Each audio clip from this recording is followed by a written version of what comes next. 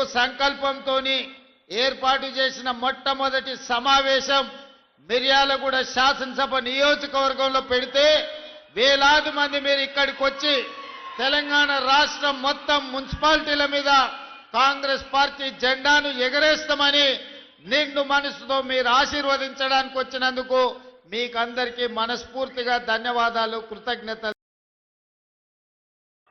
ఈనాడు ఈ సమావేశంలో మా యువ మిత్రుల కంటే మా ఆడబిడ్డలు ఉత్సాహంగా పాల్గొనడాన్ని చూస్తుంటే ఈ ఎన్నికల్లో మనకు ఎదురే లేదు. మహిళా శక్తి ముందు ఎవరు నిలబడలేరు, ఎవరి వల్ల కాదు ఈసారి విజయాన్ని అడ్డుకోవడంలో అని చెప్పి నాకు సంపూర్ణమైన విశ్వాసం, నమ్మకం కలిగింది. మిత్రులారా, మనం వచ్చి 2 సంవత్సరాలైంది. ఈ 2 సంవత్సరాలలో మనం తీసుకున్న కార్యక్రమాలను ఒక్కసారి ఆలోచన చేయండి. ఈ 2 సంవత్సరాలు ఈ ప్రభుత్వం పేదల కోసం, గిరిజనుల కోసం, ఆదివాసీల కోసం, బలహీన వర్గాల కోసం, రైతుల కోసం, మహిళల కోసం, విద్యార్థుల కోసం, నిరుద్యోగ యువకుల కోసం ప్రభుత్వం అమలు చేసిన సంక్షేమ పథకాలతో పాటు తెలంగాణ రాష్ట్రంలో జరుగుతున్న అభివృద్ధి పథకాలను ఒక్కసారి ఆలోచన చేయండి. వాటన్నిటిని చూసి రాబోయే మున్సిపల్ ఎన్నికల్లో ప్రజల్ని తీర్పు ఇవ్వవలసిందిగా ఈ వేదిక మీద నుంచి ఈరోజు మీకు అందరికీ విజ్ఞప్తి చేస్తున్నా. మిత్రులారా, ఆనాడు మీరందరూ చూసిండ్రు, మీడియా మిత్రులు ఇక్కడ సాక్షిగా ఉన్నారు. ఏ గ్రామంలో అయినా ఎవరికైనా నాడు రేషన్ కార్డులు ఇచ్చిండ్రా? ఈ తెలంగాణ రాష్ట్రం వచ్చిన తర్వాత పేదలు కనీసం ప్రభుత్వం వైపు నుంచి సహకారం ఇచ్చినా ఇవ్వకపోయినా వాళ్ళ గుర్తింపు కోసం, వాళ్ళ గౌరవం కోసం తెలంగాణ రాష్ట్రంలో రేషన్ కార్డులు అడిగితే 10 సంవత్సరాలు నిరీక్షించాల్సిన పరిస్థితి.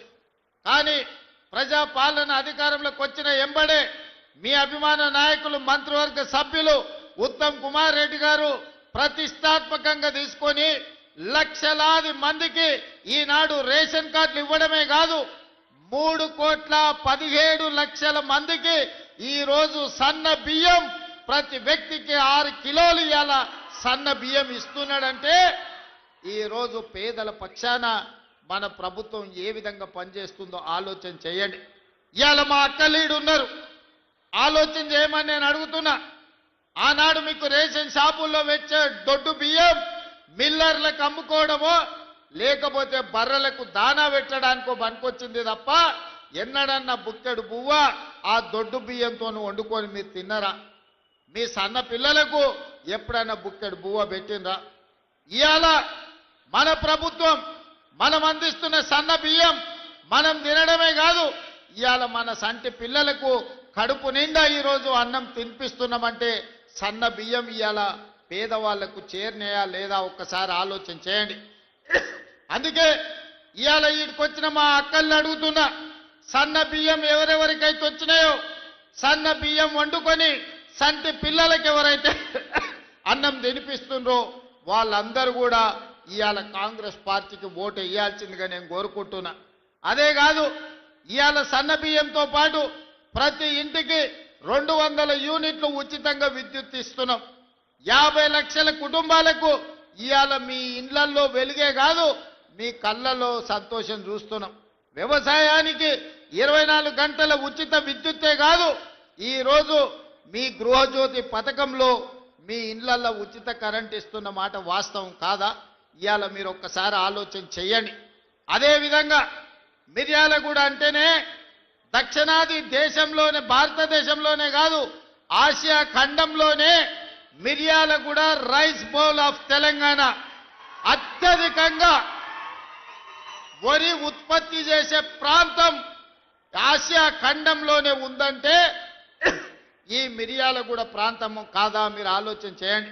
ఇవాళ అధునాతమైన మిల్లులు ఉన్నాయంటే మిర్యాలగూడ ప్రాంతంలో ప్రతి ఎకరాకు ఇవాళ మీరు వరి పండిస్తున్నారు. మరి ఆనాడు చంద్రశేఖరరావు గారు అన్నారు, మీరు వరి వేసుకుంటే ఉరి వేసుకున్నట్టే వరి వేసుకోకండి, వరి వేసుకుంటే రాష్ట్ర ప్రభుత్వం కొనదు, రాష్ట్ర ప్రభుత్వం వ్యాపారాలు చెయ్యదు, మాకు 7,000 కోట్ల రూపాయల నష్టం వచ్చింది, ఓట్లు కొనేదే లేదని ఆనాటి ముఖ్యమంత్రి గారు మాట్లాడారు. మరి ఈనాడు మన ప్రభుత్వం వచ్చిన ఎంబడే పెద్దలు ఉత్తమ్ కుమార్ రెడ్డి గారి నేతృత్వంలో మీరు వరి పండించండి, సన్న వడ్లు పండించండి, గిట్టుబాటు ధరనే కాదు 500 రూపాయలు బోనస్ కూడా ఇచ్చి వడ్లు పండిస్తాము, వడ్లు పండించండి, చివరి గింజ వరకు కొంటామని బోనస్ 500 రూపాయలు ఇస్తున్నాం. అంటే నల్గొండ మిర్యాలగూడ ప్రాంతంలో ఇవాళ రైతులు పండించే వడ్లకు గిట్టుబాటు ధరనే కాదు 500 రూపాయల బోనస్ ఇస్తున్నామంటే అత్యధికంగా లబ్ధిదారులు ఇవాళ మిర్యాలగూడ ప్రాంతంలోనే ఉన్నారన్న సంగతి ఈరోజు మీరు ఆలోచన చేయండి. అదేవిధంగా రైతు రుణమాఫీ 25,35,000 మందికి 21,000 కోట్ల రూపాయల రైతు రుణమాఫీ చేసి రైతులను అప్పుల నుంచి విముక్తి కలిగించడమే కాకుండా రైతు భరోసా కార్యక్రమంలో భాగంగా ప్రతి ఎకరాకు 6,000 రూపాయలు 9,000 కోట్ల రూపాయలు 9 రోజుల్లోనే మీ ఖాతాలో వేయడం జరిగింది.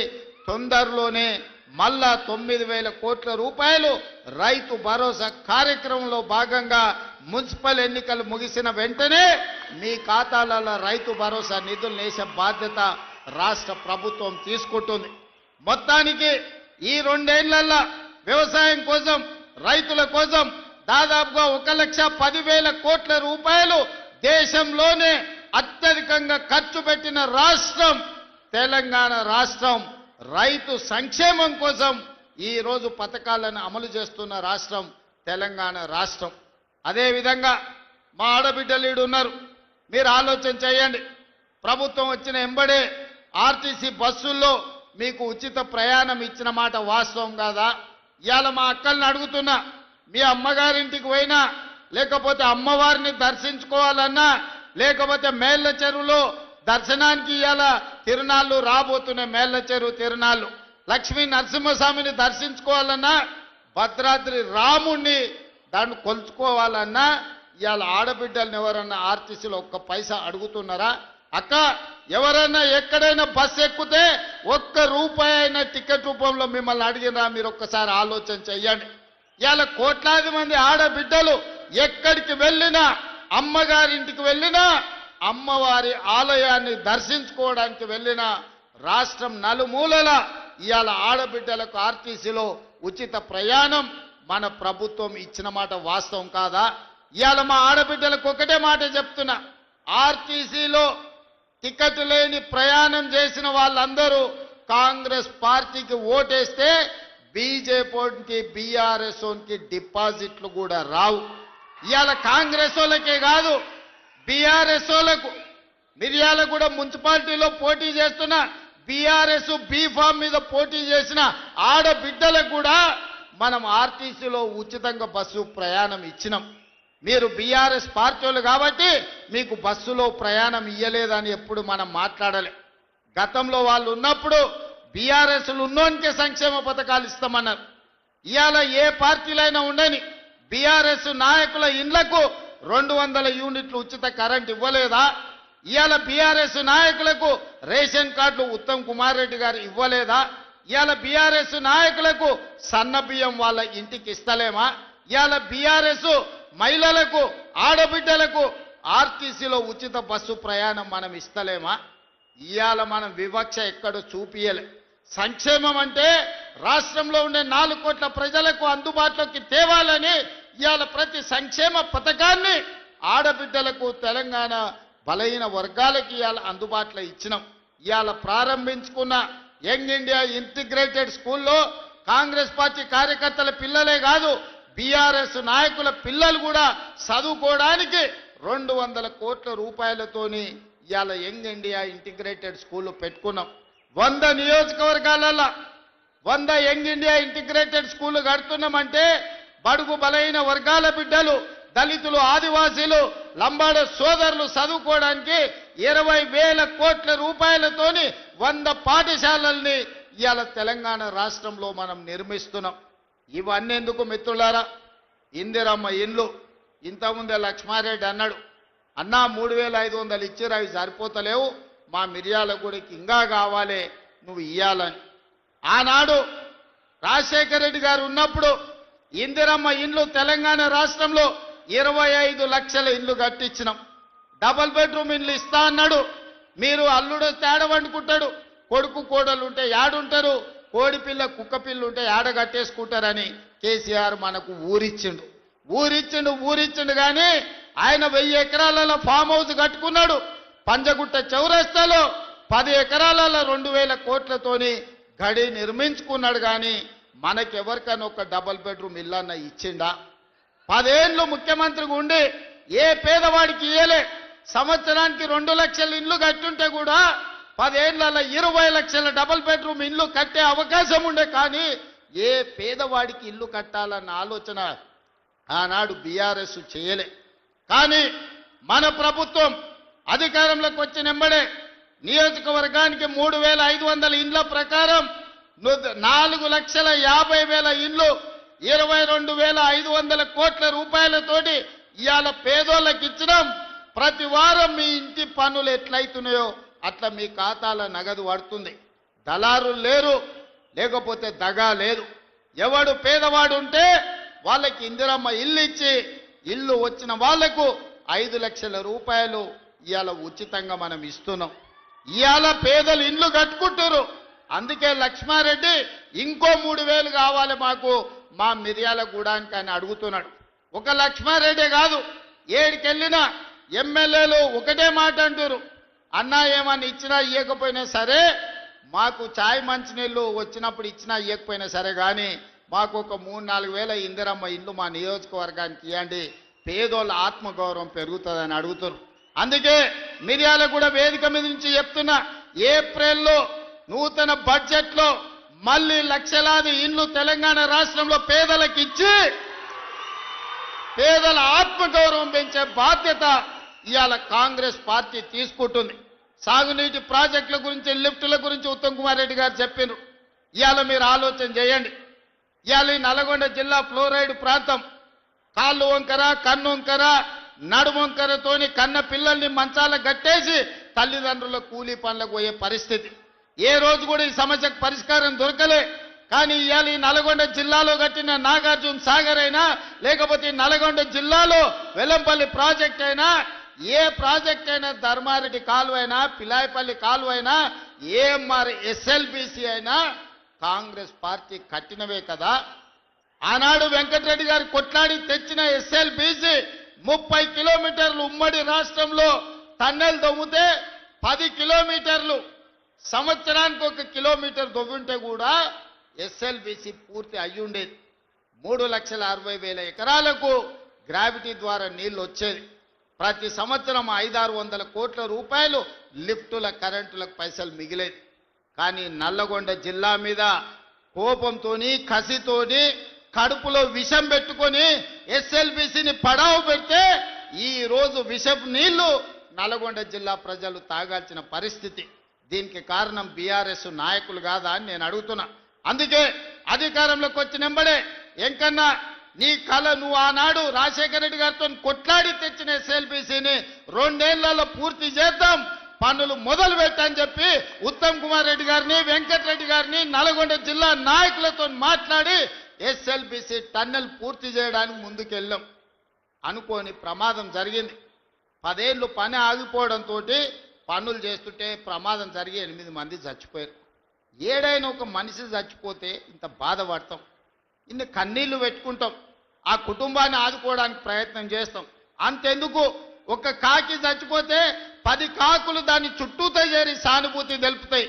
కానీ ఎస్ఎల్బిసిలో 8 మంది చచ్చిపోతే మామ, అల్లుడు, బావ, బామ్మార్తి దావతులు చేసుకొని ఇక సంతోషపడ్డారు. ఎస్ఎల్బిసి ఆగిపోయింది, ఇక ఆపేయండి, ఎస్ఎల్బిసి కట్టొద్దు, మనుషులు చచ్చిపోయినరని.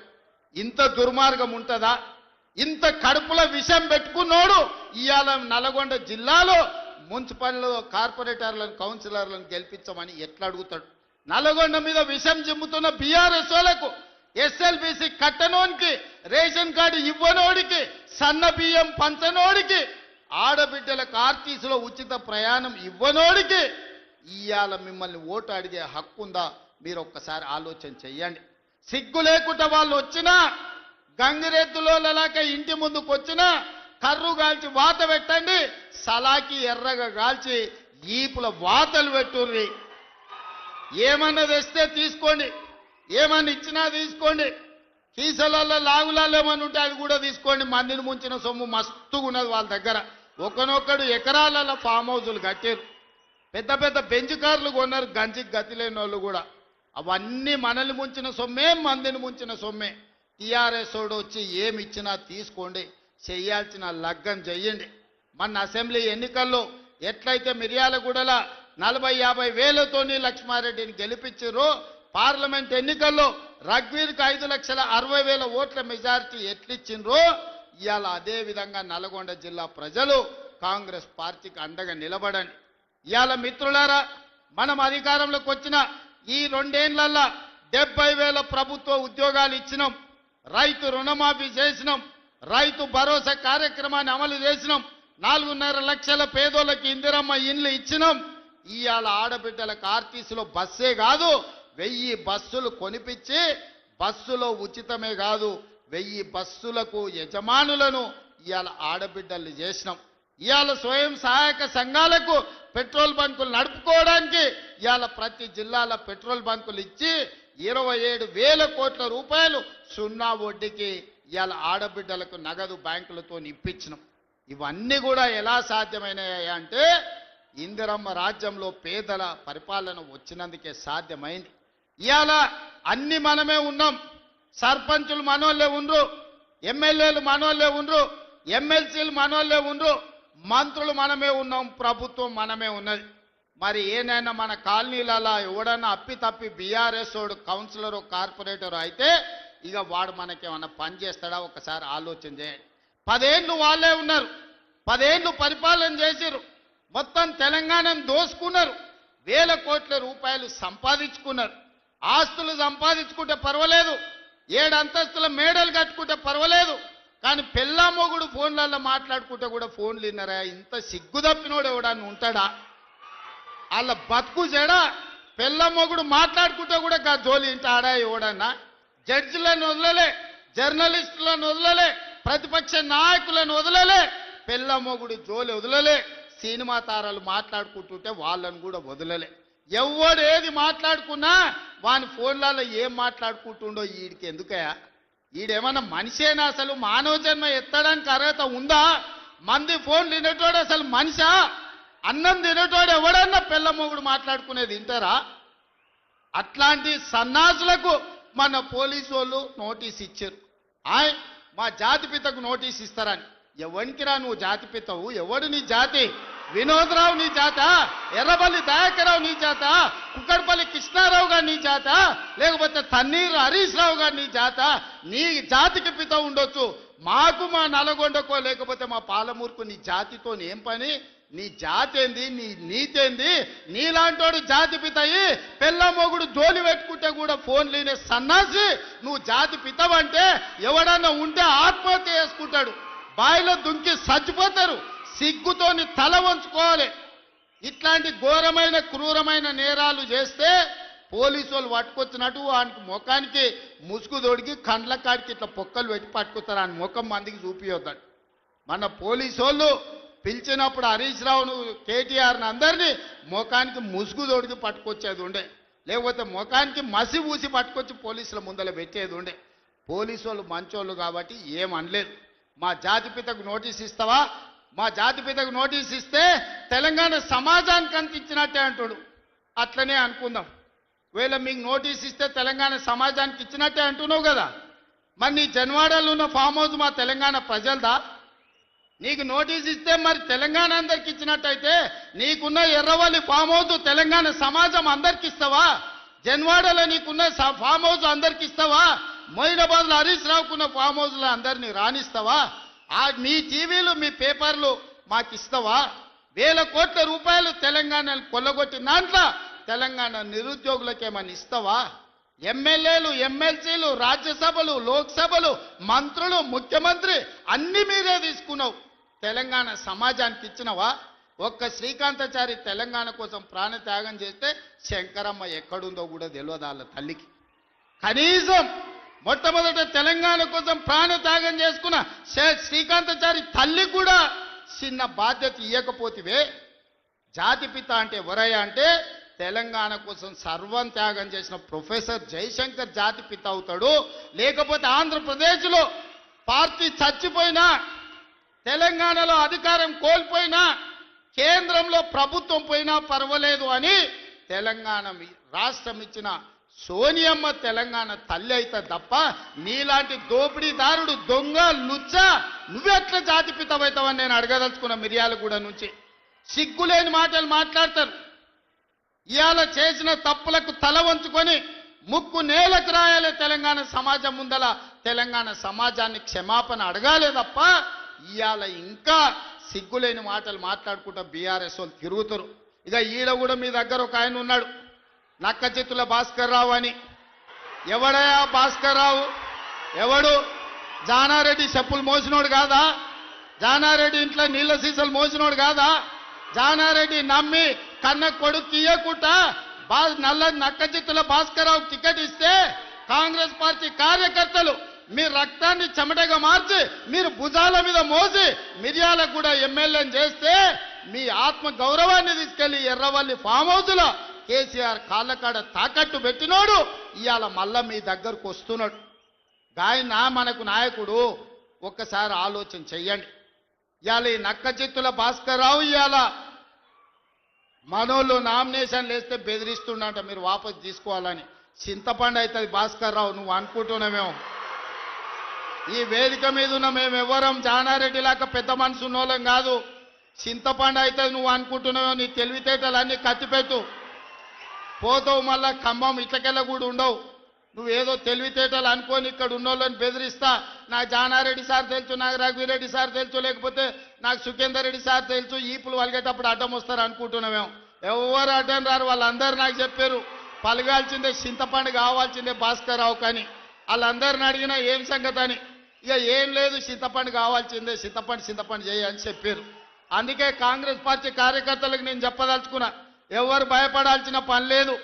ఇట్లాంటి నక్క చిత్తులో చాలా మంది వస్తుంటారు. ఈ వినయాలన్నీ మన దగ్గర వనికిరావు. నమ్మి ఎమ్మెల్యేని చేస్తే నాగార్జున సాగర్ ఉప ఎన్నికలు జానారెడ్డిని ఓడగొట్టడానికి ఇల్లు తిరిగిండు. ఇంతకంటే మోసగాడు ఎవడని ఉంటాడా? ఇట్లాంటి మోసగాళ్ళని గెలవనిచ్చారంటే మిర్యాలకు కూడా గౌరవమే పోతుంది. అందుకే మిత్రులారా, ఈ మున్సిపల్ ఎన్నికల్లో ఈ వేదిక మీద నుంచి నేను ఒక్కటే మాట చెప్పదలుచుకున్నా. మిర్యాలగూడ నల్గొండ జిల్లాలో ఉండే 18 మున్సిపాలిటీల మీద నాకేం ఆలోచన లేదు, నాకేం రంది లేదు. 100% మీరు గెలిపిస్తారు, నాకు నమ్మకం ఉంది. కానీ రాష్ట్రంలో 123 గెలిచి తీరాలి. ప్రజలకు ఈరోజు సంక్షేమం అందాలి అంటే, తెలంగాణ రాష్ట్రం అభివృద్ధి జరగాలి అని అంటే ఈ 2 ఏళ్లలో తెలంగాణ మున్సిపాలిటీలలో 17,472 కోట్ల రూపాయలు మనం ఖర్చు పెట్టినాం. కేవలం నల్గొండ జిల్లా మున్సిపాలిటీలకు 2,028 కోట్ల రూపాయలు ఖర్చు పెట్టినాం. మీ మిర్యాలగూడ మున్సిపాలిటీలో 295 కోట్ల రూపాయలు నిధుల మంజూరు చేసినాం. ఇవన్నీ మీ సమస్యలకు పరిష్కారం సరిపోతాయంటే సరిపోవు. భవిష్యత్తులో 1000 కోట్ల రూపాయలు తీసుకొచ్చి మీ మున్సిపాలిటీలను అభివృద్ధి చేసే బాధ్యత నాది. మున్సిపల్ శాఖ నా దగ్గరనే ఉంది. స్వయంగా నేనే పర్యవేక్షిస్తున్నా. మీ మిర్యాలగూడానికి ఏం కావాలనో, నల్గొండ మున్సిపల్ కార్పొరేషన్కి ఏం కావాలనో, నాగార్జున సాగర్ల ఇండ్ల పట్టాలు ఇచ్చారు, కొన్ని పెండింగ్ ఉన్నాయి. జయవీర్ వచ్చి నాకు చెప్పిండు, ఎన్నికలు అవ్వంగానే మీ నాగార్జున సాగర్లో ఉన్న మున్సిపాలిటీ నందికొండలో ఉన్న ఇండ్ల పట్టాల సమస్యను కూడా ఇవాళ పరిష్కరించే బాధ్యత మన ప్రభుత్వం తీసుకుంటుంది. అందుకే ఇవాళ వడ్డించేటోడు మనోడు ఉన్నాడు, కానీ అడిగేటోడు కూడా మనోడు ఉండాలి. ఎవడన్నా అవతలోడు ఉంటే మంత్రులను అడగడు, మంత్రుల దగ్గరికి ఓడు. మనోడై ఉండాలి, మంత్రుల దగ్గరికి పోయేటోడు ఉండాలి. వెనకటికి పెద్దోళ్ళు చెప్పారు, మట్టి పనికి పోయినా ఇంటోడే పోవాలని. మరి ఇవాళ మీ మున్సిపాలిటీలు గెలవాలంటే కౌన్సిలర్లు, కార్పొరేటర్లు మనోళ్ళు ఉండాలి. అందుకే ఆలోచన చేయండి. 2 ఏళ్లే పూర్తి అయింది, ఇంకా 8 ఏళ్ళు మనమే అధికారంలో ఉంటాం. ఈ 8 ఏళ్లల్లా మీ మున్సిపాలిటీలను అద్దమోలే తీర్చిదిద్దే బాధ్యత మనం ప్రభుత్వం తీసుకుంటుంది. పక్కనే మా పద్మక్క ఉన్నది, కోదాడల ఏకగ్రీవం చేపించింది. పద్మక్కను మనస్ఫూర్తిగా నేను అభినందిస్తున్నా. ఇవాళ మున్సిపాలిటీలలో మన ఎన్నికల్లో మనం గెలవాలి. మనం ఈ గెలిస్తే పేదవాడు గెలిచినట్టు. ఈ ఎన్నికల్లో గెలవడం ద్వారా మీ బస్తీల అభివృద్ధి జరుగుతాయి, మీ కాలనీల అభివృద్ధి జరుగుతాయి, అభివృద్ధి జరగాలంటే అధికార పార్టీ గెలవాలి. అప్పుడే మీకు నిధులు వరదై పార్తాయి, మీ ప్రాంతాన్ని అభివృద్ధి చేసుకునే అవకాశం ఉంటుంది. చివరగా ఒక్క మాట చెప్పదలుచుకున్నా. మిర్యాలగూడల లక్ష్మారెడ్డి టికెట్ అడిగిండు, శంకర్ నాయక్ టికెట్ అడిగిండు, రఘువీరెడ్డి టికెట్ అడిగిండు. అవునా? అవునా? ఎన్నికలప్పుడు లక్ష్మారెడ్డి ఎమ్మెల్యే అయిండు, శంకర్ నాయక్ ఎమ్మెల్సీ అయిండు, రఘువీరెడ్డి ఎంపీ అయిండు. ఏనన్నా మూడు పదవులు ఒక ఎమ్మెల్యే అడిగిన టికెట్లలోకి వచ్చినావా? మీరు ఆలోచన చేయరు. మా కొడంగల్లో కూడా నేను ఇచ్చుకోలేకపోయినా. కానీ మిర్యాలగూడ కార్యకర్తల అదృష్టం, టికెట్ అడిగిన ముగ్గురికి ఒక ఆయన ఎమ్మెల్సీ, ఒక ఆయన ఎమ్మెల్యే, ఇంకొక ఆయన ఎంపీ అయిండు. మీరు ఒక్క ఓటేస్తే మీరు ముగ్గురు సేవకులు మీకు వచ్చారు. అదనంగా మీకు వెంకటరెడ్డి ఉత్తమ్ కుమార్ రెడ్డి గారు మంత్రులుగా మీకు అందుబాటులోనే ఉన్నారు. కాబట్టి మిర్యాలగూడ ప్రజలు అదృష్టవంతులు. ఈ ప్రాంతం అభివృద్ధి చెందుతుంది. రేషన్ కార్డులు ఇచ్చినప్పుడైనా, కార్యక్రమాలు తీసుకున్నప్పుడైనా, మంచి కార్యక్రమం ఏది మొదలుపెట్టినా నల్గొండ జిల్లా ఈ ప్రాంతం నుంచే మొదలు పెడుతున్నాం. ఇది కూడా చాలా మంచి కార్యక్రమం, ప్రజలకు ఉపయోగపడే కార్యక్రమం. ఈ మున్సిపల్ ఎన్నికల్లో మీరు ఒక్కటే గుర్తుపెట్టుకోండి, ఒక్కసారి ఆలోచన చేయండి. బూత్లకు పోయిన తర్వాత ఇవాళ మా ఇందిరమ్మ చీరలు కట్టుకున్న అక్కలు ఆ ఎల్ల బతుకమ్మ చీరలు ఇచ్చిండ్రు. ఎన్నడన్నా కట్టుకునే కాబీలు ఉండేనా? బాయికాడ పిట్టల్ని భయపెట్టడానికి ఆనాడు బతుకమ్మ చీరలు కట్టిండ్రు. ఇవాళ మా అక్కలు బాజాప్తా సారె పెట్టుకున్నట్టు, తల్లిగారింటికి పోతే చీర పెడితే సారె పెట్టినట్టుగా ఇవాళ చీరలు కట్టుకొని మా అక్కలు వచ్చిర్రు. ధైర్యంగా ఇది మా ఇందిరమ్మ చీర, మా ప్రభుత్వం ఇచ్చిందని కట్టుకొని వచ్చారు. ఎంత మంచిగా ఉన్నారో చూడు, ఎంత చక్కగా కనిపిస్తారో. దసరా పండుగలాగా జమ్మికెళ్ళినట్టుంది మా అక్కల్ని చూస్తుంటే. పాలపిట్ట కలర్ జమ్మికెళ్ళి పాలపిట్టని చూడడానికి పోతాం. ఇవాళ మా అక్కల చీరలు కూడా పాలపిట్ట కలర్తో ఎట్లా మెరిసిపోతురో చూడు ఆ స్క్రీన్ మీద. మా మగోళ్ళు అందరూ కూడా వాళ్ళు అడిగేటట్టు మాకు కూడా ఇస్తే మేము కూడా కట్టుకుంటామని. అందుకే మిత్రులారా, ఇవాళ ఓటేసే ముందల సన్న బియ్యాన్ని గుర్తు చేసుకోండి, ఓటేసే ముందల రేషన్ కార్డును గుర్తు చేసుకోండి, ఓటేసే ముందల 200 యూనిట్లు ఉచిత కరెంటు గుర్తు చేసుకోండి, ఓటేసే ముందల రైతు భరోసా గుర్తు చేసుకోండి, ఓటేసే ముందల రైతు రుణమాఫీ గుర్తు చేసుకోండి, ఓటేసే ముందల ఉచిత బస్సు ప్రయాణాన్ని గుర్తు చేసుకోండి, ఓటేసే ముందల 70,000 ప్రభుత్వ ఉద్యోగాలు మీ పిల్లలకి ఇచ్చిన విషయాన్ని మీరు ఇవాళ మీరు గుర్తు చేసుకోండి. ఇట్లా ఓటుకు లైన్లో నిలబడ్డప్పుడు 2 ఏళ్లలో మనకేమైనా వచ్చిందా? 2 ఏళ్లలో ఇందిరమ్మ ఇల్లు మాకు ఎన్ని వచ్చినాయని లెక్క తీసుకోండి. ఇవాళ ఆలోచన చేసుకోండి, కాంగ్రెస్ పార్టీని గెలిపించండి. మీరందరూ ప్రతి ఒక్కరికి చెప్పండి, ఈ ప్రభుత్వం మనది, మన ప్రభుత్వాన్ని గెలిపించుకోవాల్సిన బాధ్యత, ఈ ప్రభుత్వాన్ని నిలబెట్టుకోవాల్సిన బాధ్యత మీ మీదనే ఉన్నది. అందుకే ఇవాళ మీ అందరినీ చూసినాక నాకు మనస్ఫూర్తిగా ధైర్యం వచ్చింది. రేపు జరగబోయే ఎన్నికల్లో 123 మున్సిపాలిటీల మీద కాంగ్రెస్ పార్టీ జెండా ఎగురుతుంది. మున్సిపల్ గడ్డ కాంగ్రెస్ పార్టీలకు అడ్డ అని చెప్పి ఇవాళ మీ అందరినీ చూసినాక సంపూర్ణమైన విశ్వాసం వచ్చింది. మీరందరూ కూడా అండగా నిలబడతారు కదా, ఎన్నికల్లో అండగా ఉంటారు కదా, ఆడబిడ్డలందరూ ఓటేస్తారు కదా. సిద్ధమేనా? సిద్ధమేనా? సిద్ధమేనా? సిద్ధం అన్నోళ్ళందరూ చేయి పైకెత్తి పిడికిలు బిగించండి. జై కాంగ్రెస్, జై కాంగ్రెస్. హస్తం గుర్తుకే, హస్తం గుర్తుకే, ఇంకా గట్టిగా హస్తం గుర్తుకే. ధన్యవాదాలు మిత్రులారా.